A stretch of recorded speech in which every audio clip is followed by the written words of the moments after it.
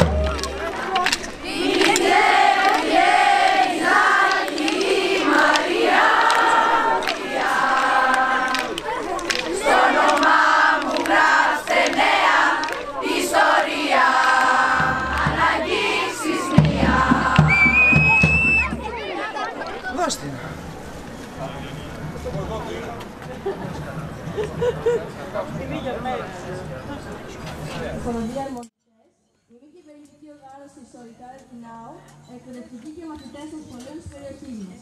Ο λόγος τώρα στον αντιδήμαρχο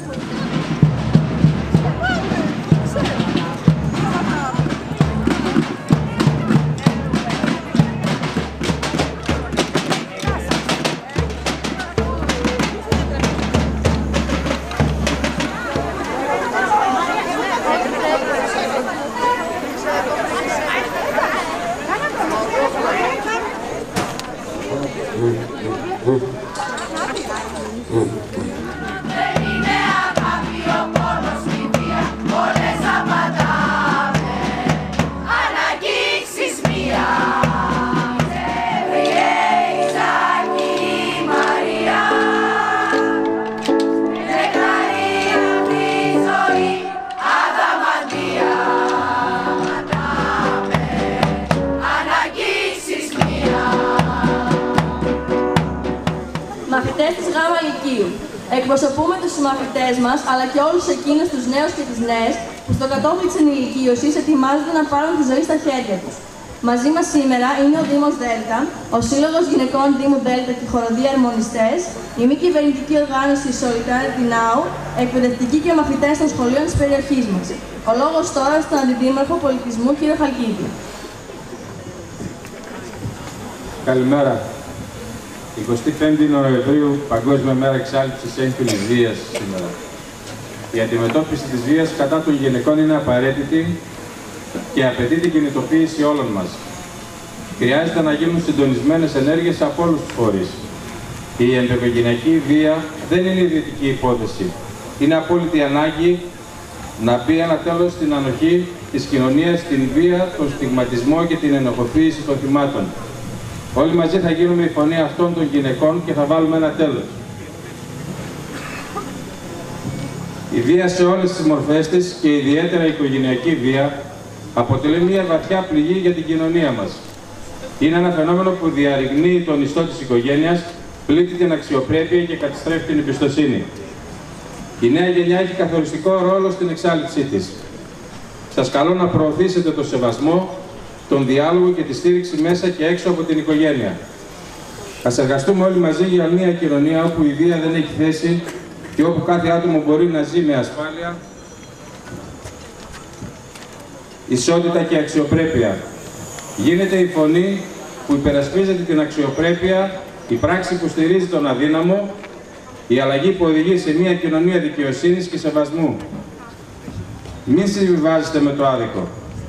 Μαζί μπορούμε να δημιουργήσουμε έναν κόσμο όπου η αγάπη, η κατανόηση και η αλληλεγγύη θα νικήσουν κάθε μορφή βίας. Ευχαριστώ για τη συμμετοχή σας και ιδιαίτερα τα νέα παιδιά τα οποία θα μπορέσουν να αλλάξουν αυτό που συμβαίνει σήμερα. Ευχαριστώ. Ο λόγος τώρα στον διευθυντή του σχολείου μας για ένα σύντομο χαιρετισμό.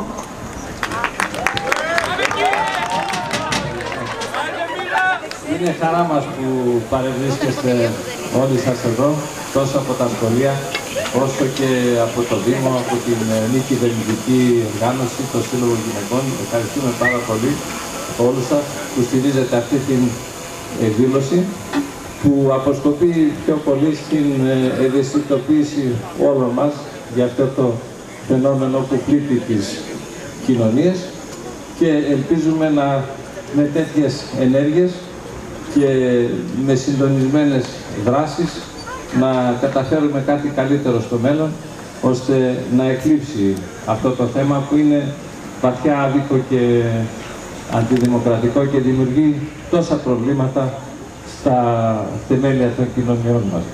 Ελπίζω να χαρείτε την εκδήλωση. Εύχομαι τα καλύτερα.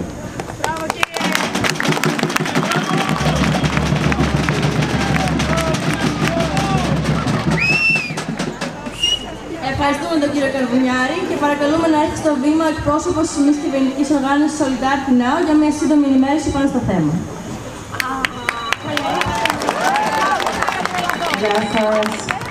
Λοιπόν, εκ μέρους της Solidarity Now, που είναι μια οργάνωση που τα τελευταία 11 χρόνια προσφέρει στους πιο ευάλωτους της κοινωνίας, χαιρετίζουμε και είμαστε πολύ συγκινημένοι για αυτή την οργάνωση σήμερα, που το έκαναν κυρίως τα παιδιά του Λυκείου, υπό την αιγίδα του Βέλτα, με τη χοροδία των γυναικών. Εγώ που να πρωτοκοιτάξω, γιατί όλα αυτά είναι ένα μέρος της ζωής μου τα τελευταία χρόνια. Η έμφυλη βία είναι ένα διάχυτο ζήτημα που επηρεάζει αμέτρητες ζωές παγκοσμίως. Χαρακτηριστικά να πούμε ότι για το 2023 85.000 γυναίκες δολοφονήθηκαν εντός του οικογενειακού τους περιβάλλοντος. Μία στις 3 γυναίκες έχει υποστεί σωματική σεξουαλική βία στη διάρκεια της ζωής της. Το 38% των γυναικοκτονιών διαπράχθηκαν από σύντροφο. Αυτό δεν είναι μία απλή προσωπική τραγωδία, είναι μία παγκόσμια κρίση. Και απαιτεί από εμάς συλλογική προσπάθεια για να την αλλάξουμε. Στην Ελλάδα είχαμε 13 γυναικοκτονίες για το 2023, μόνο για το 2024, συγγνώμη, και τα στατιστικά δείχνουν αύξηση των αναφορών ενδοοικογενειακής βίας. Το μήνυμά μας για σήμερα είναι το όχι σημαίνει όχι. Κανείς δεν επιτρέπεται να αγγίζει τα σώματά μας, αν δεν το επιθυμούμε, για οποιοδήποτε λόγο. Και είμαστε εκεί, στη γωνία, ίσως δεν φαινόμαστε πολύ καλά, και μπορείτε να έρθετε να μιλήσουμε προσωπικά. Έχουμε ετοιμάσει ένα ερωτηματολόγιο με μύθους και αλήθειες για την έμφυλη βία.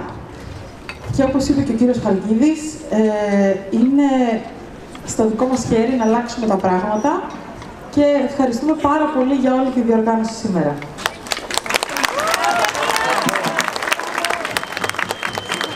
Ευχαριστούμε την κυρία Καρσίδη. Σήμερα στις 25 Νοεμβρίου συγκεντρωνόμαστε για να αφιερώσουμε χρόνο στη σοβαρή μάχη κατά της βίας που πλήττει τις γυναίκες σε όλο τον κόσμο. Αυτή η μέρα δεν είναι μόνο μια υπενθύμηση των στατιστικών και των γεγονότων. Είναι μια στιγμή για προβληματισμό, για ενσυναίσθηση και για δράση. Είναι μια ευκαιρία να αναρωτηθούμε πώς μπορούμε ως νέοι άνθρωποι να συμβάλλουμε στην εξάλληψη αυτής της τραγωδίας. Ήρθαμε εδώ σήμερα για να μας ακούσετε, γονείς και καθηγητές, δήμαρχοι και διοικούντες, φίλοι και συγγενείς. Η βία κατά των γυναικών δεν είναι απλώς ένα θέμα που αφορά τις γυναίκες. Είναι ένα θέμα που μας αφορά όλους. Αφορά τις μητέρες, αλλά και τους πατέρες που ανατρέφουν αγόρια. Αγόρια που θα έχουν σεβασμό και αυτοεκτίμηση. Αφορά τις μητέρες και τους πατέρες που ανατρέφουν κορίτσια. Κορίτσια ανεξάρτητα και δυναμικά. Αφορά τις μητέρες και τους πατέρες που λειτουργούν ως πρότυπο για τα παιδιά τους. Πρότυπο σεβασμού, διαλόγου και ενσυναίσθησης. Είμαστε σήμερα εδώ γιατί πιστεύουμε πως το σχολείο δεν είναι ξεκομμένο από την κοινωνία, αλλά είναι κομμάτι και καθρέφτης της. Το σχολείο ως βασικός χώρος μάθησης και κοινωνικοποίησης έχει ένα πολύ σημαντικό ρόλο στο να μας προετοιμάσει για έναν κόσμο χωρίς βία.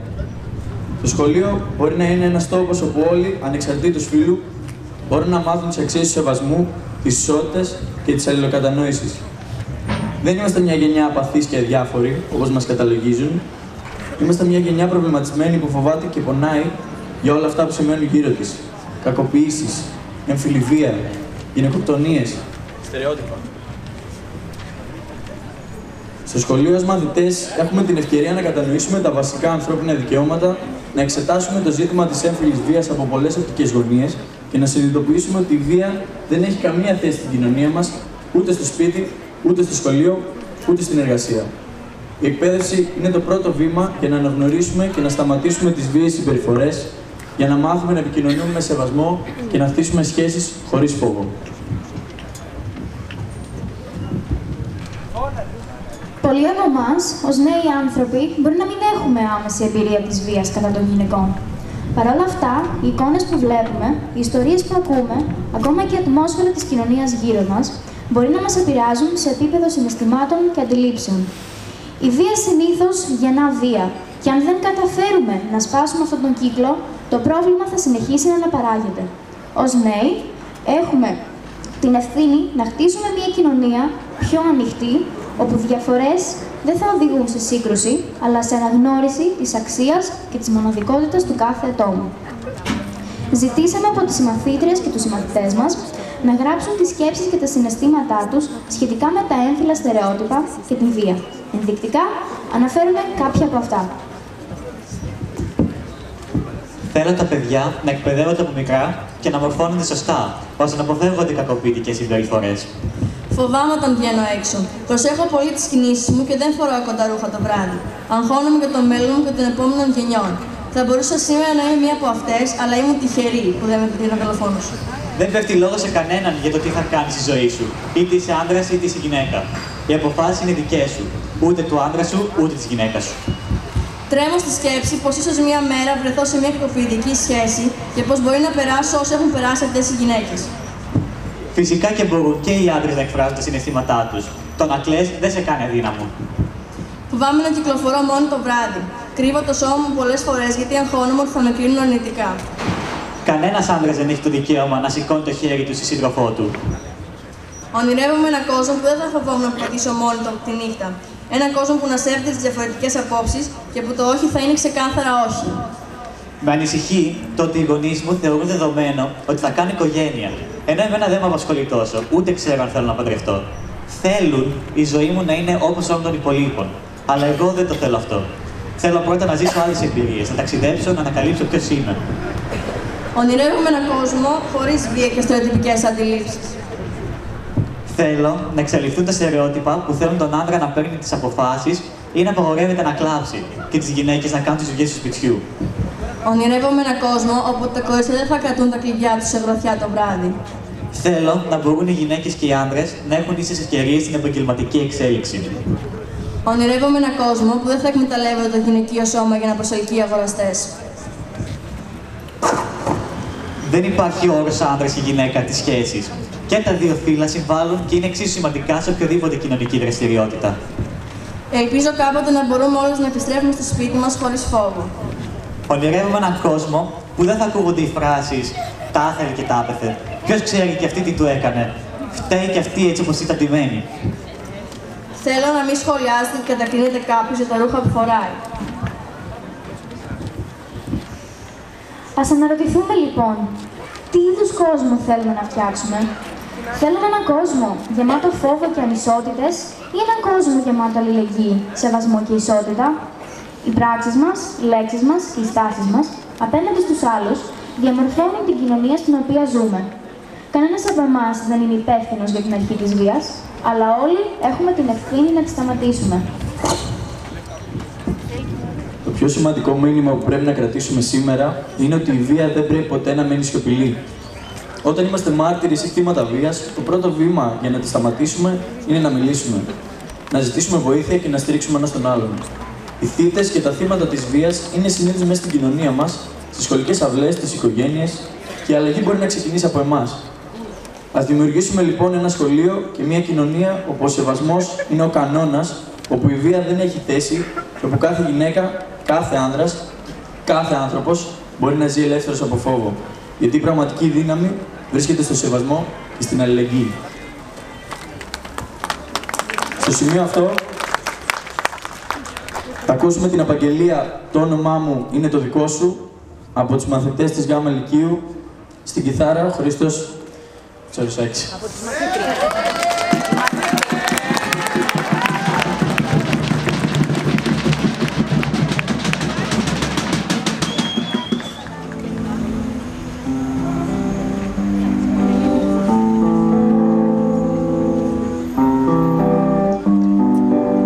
Το όνομά μου είναι Ελένη.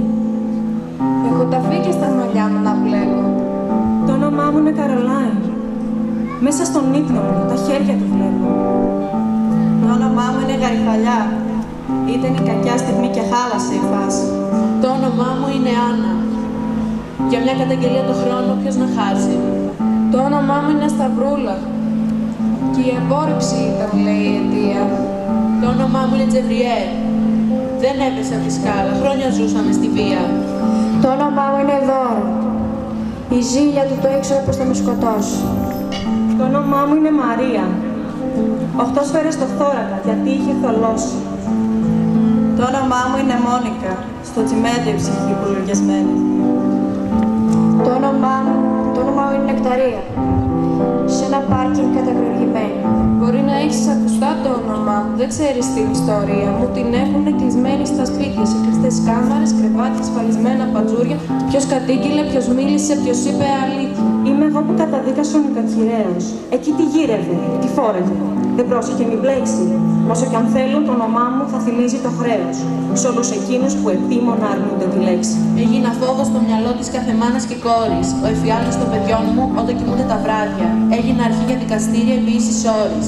Έγινα λόγος όσοι ζουν να βγουν από τα σκοτάδια. Μα με ρωτάς πως θα ήθελα στα αλήθεια να είναι έγκλημα πάθους ή δυστύχημα στιγμή δολοφονία, θα ήθελε η δικαιοσύνη και ο νόμος να λένε αυτό που είναι.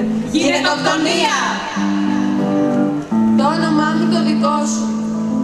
Μπράβο! Το όνομά μου το δικό σου. Το όνομά μου το δικό σου.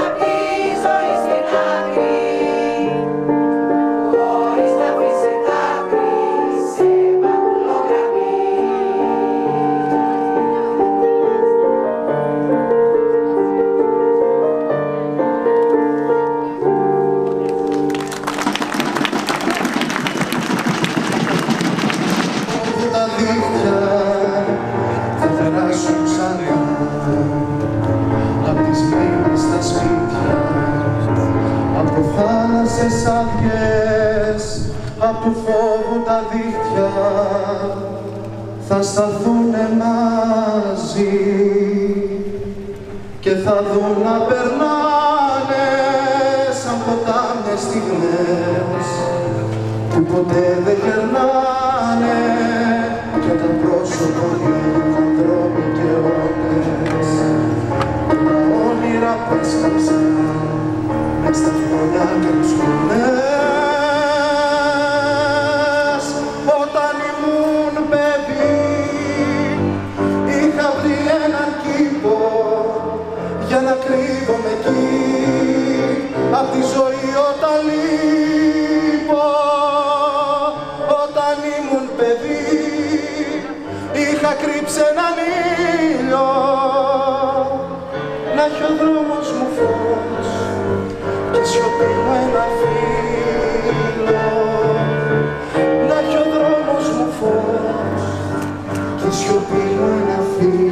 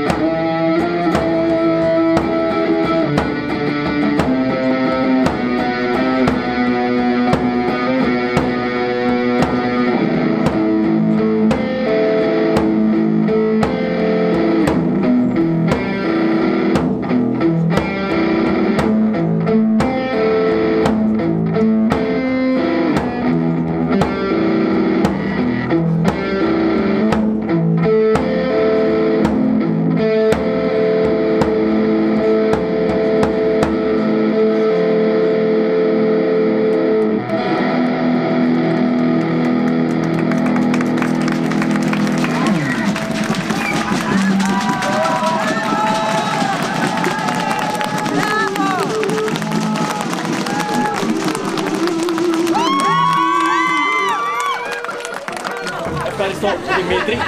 Θα ήθελα πάρα πολύ να ευχαριστήσουμε τον Δήμο Δέλτα για την υλικοτεχνική υποστήριξη, το Σύλλογο Γυναικών Δήμου Δέλτα για την φοροδία Αρμονιστέ για τη συνεργασία, τη Μαρία Σπικούδη για την καταπληκτική φωτογραφία και με τις μαθήτριες Σία Πλαστήρα, Ιωάννα Συντρίδου, Ολυμπία Τσιάμι και Κορίνα Τσότσο που την πλαισίωσαν, την μικροσκοπική οργάνωση Solidarity Now για το έντυπο υλικό που μοιράστηκε, το στούντιο Κατσίδη για την φωτογραφική κάλυψη της εκδήλωσης, την εταιρεία Πετραλούς για την δωρεάν των τυπών στο σχολείο και ευχαριστούμε για την παρουσία τους την κυρία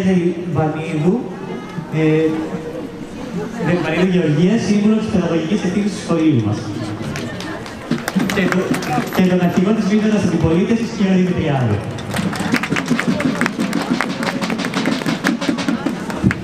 Ένα μεγάλο ευχαριστώ στους εκπαιδευτικούς του σχολείου μας, τον Διευθυντή κύριο Καρμινιάρη Αριστίδη,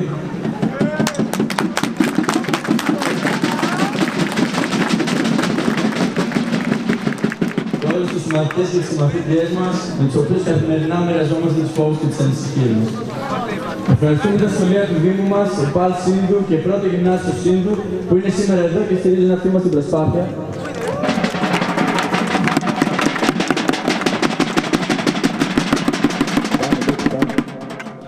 Ευχαριστούμε τα σχολεία. Τέλος, ευχαριστούμε όλους σας που μας ακούσατε.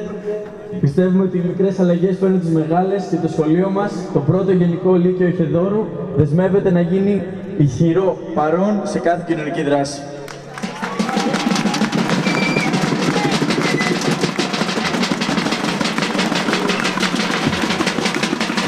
Θα τελειώσουμε τώρα αυτή τη δράση, ακούγοντας το τραγούδι, τραγουδάμε δίχως φόβο.